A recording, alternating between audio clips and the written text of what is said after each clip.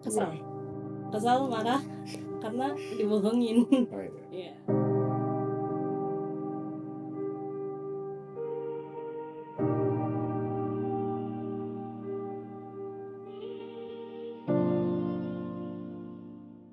Saya pernah melihat berita konflik di Timur Tengah, AS, Israel, Iran.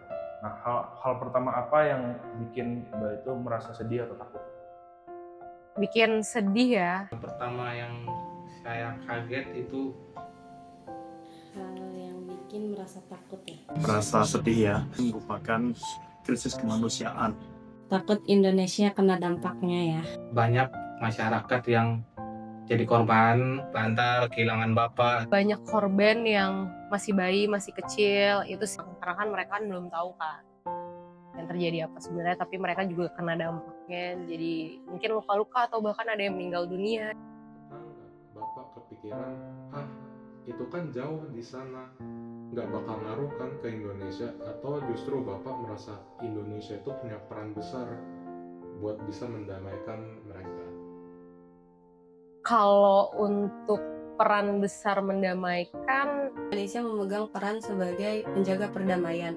kepikiran karena terlalu banyak geopolitik dan tujuan masing-masing dari setiap negara ya. Kita bicara apalagi negara-negara terkait seperti Iran dan Israel ini kan pasti punya tujuan politik yang masing-masing. Atau Timur Tengah lokasi cukup jauh dari Indonesia. Dampaknya kepikiran sih, karena kita kan sebagai negara Indonesia ini masih banyak import ya, import barang, dan salah satunya tuh minyak yang udah pasti lewat Iran. Dimana Iran tuh kan punya selat yang emang dilewati 20% minyak dunia. Jadi pas tahu mereka perang cukup worry sih. Enggak dua-duanya, tapi kita termasuk yang akan terpengaruh, paling terpengaruh. Bagaimana secara global pasti berdampak terhadap negara kita ya. Seluruh negara termasuk Indonesia itu berperan besar buat mendamaikan mereka gitu.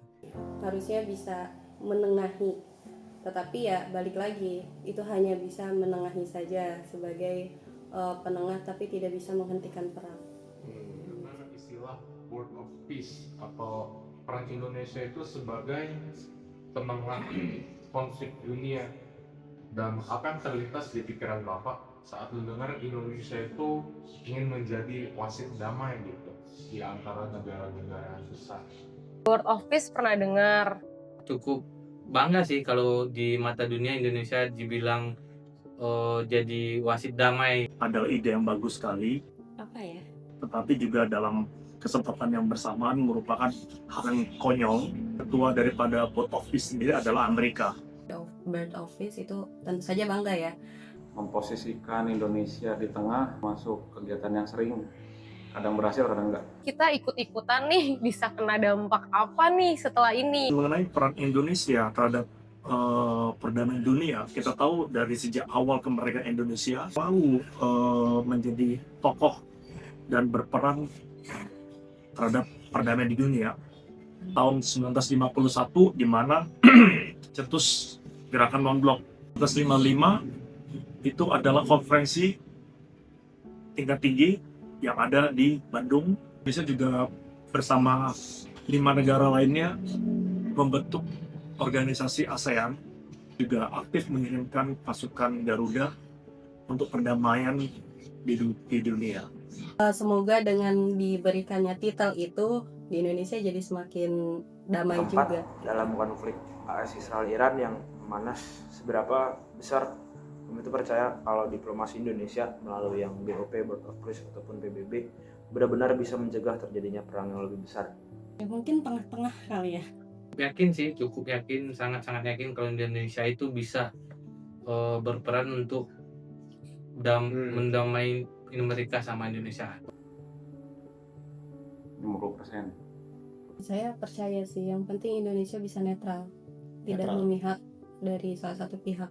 Karena ketika sudah memihak, otomatis sudah tidak ada kepercayaan dari pihak lain lagi. Kalau melihat peran daripada PBB akhir-akhir ini, kita cukup prihatin karena terbukti bahwa PBB saat ini sudah kurang kelihatan peran dan taringnya terhadap perdamaian di dunia. Aku lihat sendiri ya, ini tuh perangnya tuh bukan literally perang yang emang saling pengen jatuh gitu ya. Lebih ke perang ini ada kepentingan politik di baliknya. Jadi aku merasa peran Indonesia nggak terlalu penting di dalam BOP ini sih. Karena satu sisi kan yang aku tahu ya ini lebih ke perang energi di mana AS tuh cukup kuat juga dalam hal anything. Kita tahu sendiri kan itu negara maju. Tapi Iran sendiri tuh juga nggak kalah penting, dia punya sumber daya yang cukup bagus gitu. Dari awal pembentukan PBB, opini saya pribadi itu sudah memiliki suatu kelemahan di mana negara-negara yang kuat itu memiliki peran yang sangat besar di dalam keputusan-keputusan PBB. Contoh, hak veto. Hak veto yakin bahwa one country, one vote adalah yang paling adil. Situ baru PBB bisa mengambil peran dalam perdamaian di dunia. Pernah nggak Baocha merasa bangga jadi orang Indonesia saat melihat negara kita dihormati di organisasi internasional seperti G20 atau PBB? Atau justru merasa kita masih punya banyak PR di dalam negeri kita sendiri? Merasa bangga sih bangga.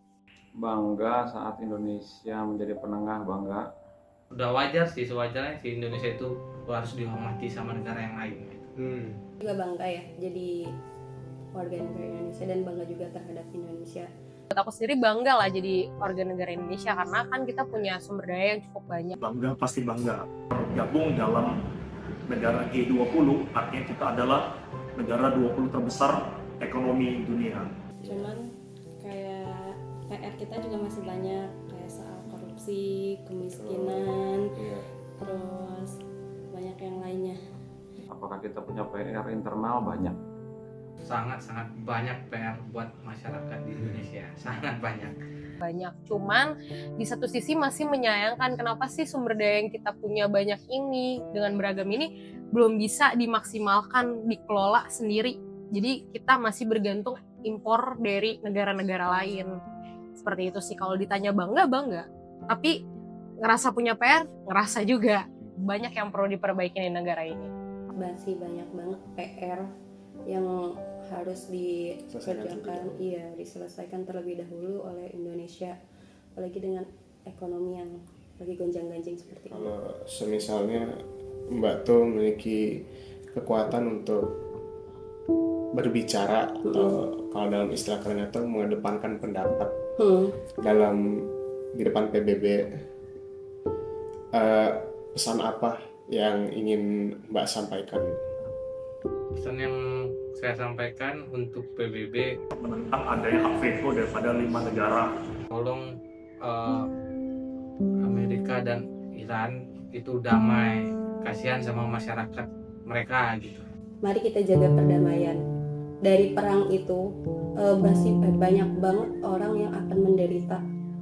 Kalau PBB bisa menjaga perdamaian, itu akan lebih baik ke depannya. Baocha pernah hampir ketipu nggak sih sama berita palsu atau hoax di WhatsApp atau sosial media yang ternyata buatan AI atau artificial intelligence? Gimana rasanya pas tahu itu bohong? Kesal, marah karena dibohongin. Ya pasti sering. Karena saya sendiri praktisi IT. Kaget sih, awal-awal ngeliatnya tuh percaya, tapi setelah ditelusuri, dilihat bener, ternyata hoax gitu. Belum pernah ngerasain itu, cuman aku kan bekerja di bidang keuangan ya, jadi ketemu nasabah yang mengalami itu pernah. Kita harus jeli ya dalam menerima, membaca berita-berita baik berupa tulisan, artikel, gambar ataupun video dari media sosial. Karena aku masih muda, jadi mungkin lebih update sama hal-hal sekarang. Walaupun nggak menutup kemungkinan aku juga kena kemudian hari, cuman lebih ke worry sih orang tua, orang-orang terdekat kena sama hal itu. Gua pernah nggak ngerasa takut kalau saking banyaknya hoax bangsa kita yang tadinya rukun malah bisa terpecah belah atau saling benci? Takut. Pasti ya. Ya, takut juga. Kemungkinan belum sih gitu. Udah bukan ketakutan lagi, sudah kejadian. Sebelum ada hoax juga memang udah banyak oknum-oknum ya di negara ini yang membuat perpecahan sendiri kan. Bahkan dari zaman dulu pun yang masih zaman perang juga kita memang dibikin saling bentrok Kan lebih parah karena sosial media Iya. sekarang lebih maju kan. Sebelum ada AI pun kita sering sekali ya bangsa kita jadi korban pecah belah. Contoh pada saat ada election, Black Campaign itu kan menjadi salah satu kunci dari masing-masing kubu untuk saling menjatuhkan. Namun election itu harus kita pergunakan sebagai alat pemersatu, bukan sebagai malah alat yang bisa memecah belah kita. Karena sekarang tuh jangankan anak muda ya, orang tua pun main sosmed. Ketika sosmed itu misalkan ternyata banyak berita hoax, banyak yang akan percaya dan itu bisa membuat perpecahan. Apalagi orang tua ya, biasanya lebih percaya akan hal-hal tersebut gitu. Aku yakin masyarakat Indonesia tuh pintar-pintar semua. Mbak tuh pernah ngerasa nggak kalau gaya hidup atau nilai-nilai luar yang kita lihat di sosmed itu kayak disebarin perlahan-lahan mengikis, membuat kita lebih terpengaruh sama gaya hidup tersebut nggak sih dibanding tradisi kita sebagai orang Indonesia? Iya benar. Aku pribadi enggak. Iya, pasti. Bisa jadi ya mempengaruhi. Kalau menurut saya sangat mempengaruhi ya. Apalagi di kalangan anak muda seperti Gen Z sekarang ya kan. Itu efeknya benar-benar berdampak lah di sosmed ya. Orang pada mengikuti gaya-gaya orang luar, terus jadi tradisi Indonesianya juga nggak dipraktikkan, udah mulai. Cepat, lambat, perlahan-lahan pasti mempengaruhi budaya asli daripada bangsa kita. Yang aku lihat di sosmed lebih ke kita tahu batasan sih, menurutku ya aman-aman aja sih. Kayaknya harus diterapkan juga di keluarga-keluarga lain ya. Kalau hoax AI itu terus dibiarkan mengadu domba kita setiap hari, menurut Bapak masa depan kita itu masih bisa melihat Indonesia sebagai satu kesatuan nggak? AI itu pedang dua arah, bisa memecah, bisa mempersatukan. Jadi percaya. Semakin sekarang kan AI makin canggih ya, Betul. makin susah kita untuk membedakan mana yang benar, mana yang buatan AI. Apabila pemerintah tidak punya regulasi atau peraturan terhadap AI ini, dan itu semakin menyebar, otomatis bakal terpecah belah. Bakalan bentrok sama kita, sama masyarakat Indonesia. Pemerintah harus berperan aktif untuk mengambil langkah dini mungkin agar media sosial tidak berdampak negatif kepada negara kita. Itu bukan sebuah ketakutan yang harus ditakutin banget, karena kalau kita semakin takut, semakin gak ada solusi, semakin terjadi apa yang kita takutkan. Jadi harus aware nih satu sama lain. Apa hal yang paling berharga dari semboyan terkenal kita Bhinneka Tunggal Ika yang tidak boleh hilang karena ada teknologi yang berkembang sekarang itu? Hal yang paling berharga Masyarakatnya lah. Diversifikasi satu bendera. ya menghormati satu sama lain dan menyadari itu hidup di negara yang beragam budaya, agama.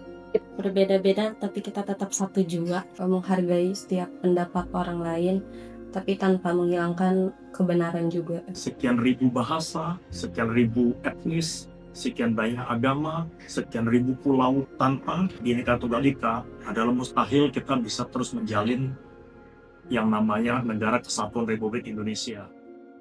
Menurut Bapak, titik terendah Indonesia tentang persatuan itu apa? Dan apa yang bikin Bapak yakin Indonesia itu tetap bangkit? Itu krisis moneter. Titik terendah di persatuannya yaitu konflik di Papua yang masih berkepanjangan. Dari mahasiswa yang rajin demo. Cuma kadang-kadang demonya itu yang sayang. Jadi mereka tuh seharusnya demonya bersatu. Tapi ini karena kelihatan tidak bersatu, jadi banyak yang mendompleng. Banyak di beberapa daerah yang kita saling mengganggu ruang ibadah tempat lain. Dan itu menurut aku itu titik terendah sih. Masih banyak ketimpangan di Indonesia antara daerah-daerah lain dengan Papua seperti akses pendidikan, kesehatan, dan lain sebagainya itu masih sangat timpang. Dan sedihnya lagi sampai sekarang kasusnya masih berlarut-larut selama bertahun-tahun, banyak korban jiwa yang akhirnya berjatuhan karena konflik persenjataan. Selama ini sih belum, karena belum kelihatan terpecah belah kita sebagai masyarakat Indonesia, persatuan kita gitu. Indonesia menurut saya masih tetap bisa bangkit lagi kalau misalkan di dalamnya masih ada orang-orang yang peduli akan Indonesia. Dan menurut saya di negara Indonesia masih banyak orang-orang pintar yang mau membangkitkan Indonesia lagi. Oh, Nadiem. Nah, itu saya juga sangat kesel ya. Karena kok bisa orang yang udah berjasa dijatuhi hukuman sebesar itu dengan bukti yang menurut saya lihat-lihat tidak terlalu valid buktinya. Menurutku sekarang mungkin udah lebih baik dari berpuluh-puluh tahun sebelumnya. Jadi seharusnya dengan adanya pergantian pemerintah, pergantian kebijakan dan lain sebagainya, seharusnya itu dinilai cukup mampu untuk kita melewati kesalahan ini. Sudah beberapa kali banyak pihak-pihak luar dan internal yang berusaha untuk memecah belah bangsa kita. Nah, dengan pengalaman kita itu, saya yakin tetap bisa bertahan dari gempuran-gempuran dari luar untuk memecah belah kita. Lihat kondisi-kondisi sama kejadian yang barusan disebut nih. Iya, ada gak pesan untuk kaum muda seperti pelajar-pelajar atau gimana? Belajar dengan baik, cari literatur yang bagus, dan ya peduli dengan kondisi sekarang. Teruslah berjuang, semangat sekolah, cita-cita. Harus terus peka terhadap perkembangan perdamaian di dunia. Namun yang lebih penting adalah kita perhatikan dulu apa yang terjadi dalam negara kita. Kita harus juga menjaga kerukunan di dalam negara kita terlebih dahulu. Jadi jangan terlena terhadap konflik yang ada di luar tanpa kita menyadari bahwa sebenarnya kita juga punya PR di dalam bangsa kita sendiri. Kalau berpikir secara logika, jangan gampang ambil keputusan, cari yang benar-benar dulu, terus tetap kompak. Jangan mengharapkan orang lain berubah, rubahlah diri sendiri. Kembangkan skill yang kita punya, jangan bergantung sama pelajaran di sekolah doang. Kita harus ngembangin skill kita, karena kalau kita pinter pasti kita tahu bakalan harus ngelakuin apa ke depannya. Dan kedua, stop radikalisme sih. Kalau orang udah gila agama pasti udah nggak bisa nerima hal-hal yang logik sih. Buat aku gitu. Apalagi kita kan masih muda, masih berambisi. Jadi kalau kita bisa berpikir rasional itu jauh lebih. Kurangi egonya, dan kedua bersatu, kompak. Jadilah anak muda yang berkualitas, yang berpegang teguh pada Pancasila. Karena di Pancasila itu sudah merangkum semuanya.